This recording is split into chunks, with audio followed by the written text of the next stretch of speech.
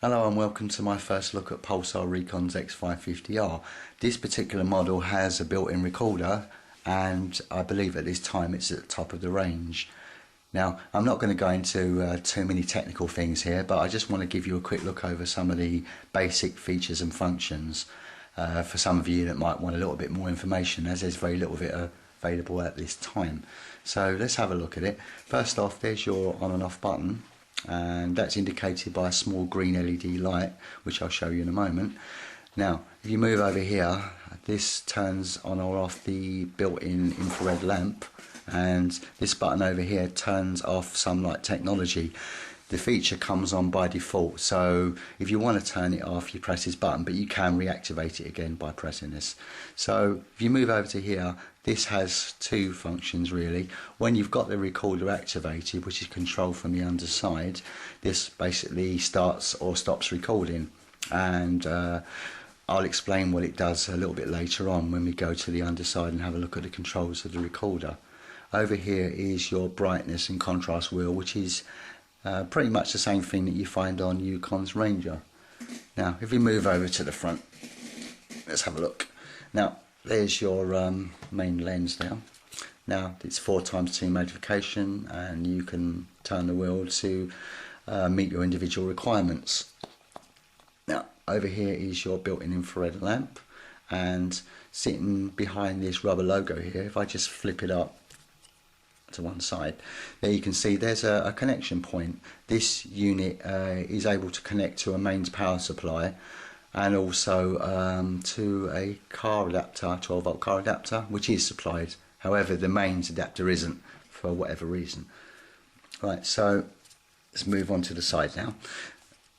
Now over here is your standard tripod fixing point, and this little area here is for connecting various accessories that have been made for this device. I'm not sure what all the accessories are at this time, but I know one of them is a more high powered infrared lamp. Over here, if you just slide back this rubber strip, that's where you insert the SD card. It's not a standard size SD card, it's the mini SD card, and the reasoning behind this is because if you were to use the very small micro SD card and you're out in a very poorly lit area, if you are unfortunate to drop it, it's going to be quite difficult to find. And also when it comes to putting in or taking out the card, you're going to be fumbling around. So they've opted to use a slightly larger card to make it more convenient for us users. Right, the other thing I just thought I'd mention is that the tripod mounting point here is located on the side. Now that could possibly cause a problem when you mount the device directly onto a tripod. The image is not going to be the correct way up.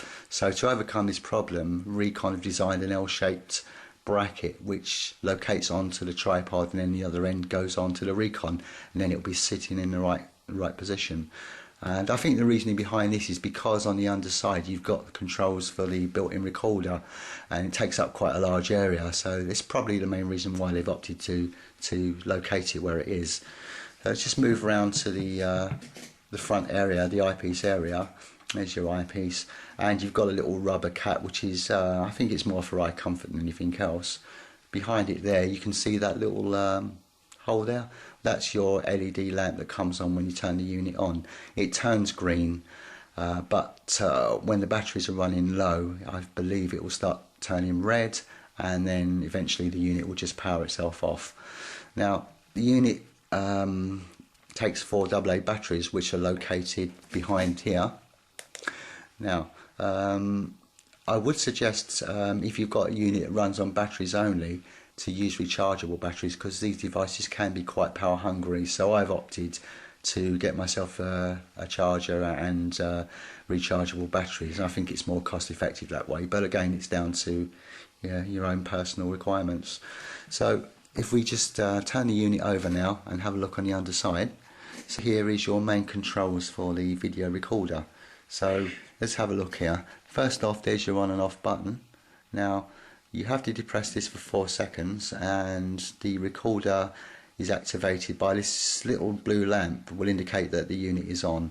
And once you've pressed this for 4 seconds or more, the blue lamp will come on. Right, once that's done, it's a case of turning this wheel here to either play or record.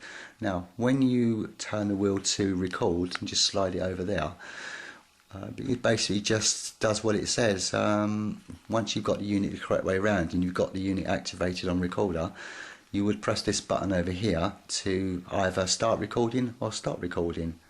So that's basically that.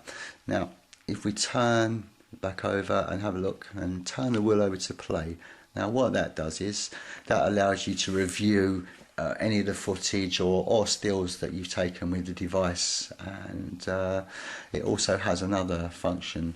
So if you to press this mode button here for 2 seconds or more, what happens there is it brings up the recorder's menus and sub-menus, which basically allows you to activate some of its functions or features, but that's something that I'll cover in another video. And this button here and here, well, that controls up or down when you're in menu mode, basically for moving the menus up or down. And then once you've found the correct menu want or sub menu on feature, you then press a button on the other side to select it. So it also has another function, as you can see, for forward or rewind. When you're having a look at the videos, you want to fast forward or rewind, etc. But again, I'll cover that in more detail in another video. Right, so that's basically it. That's your Pulsar Recon X550R.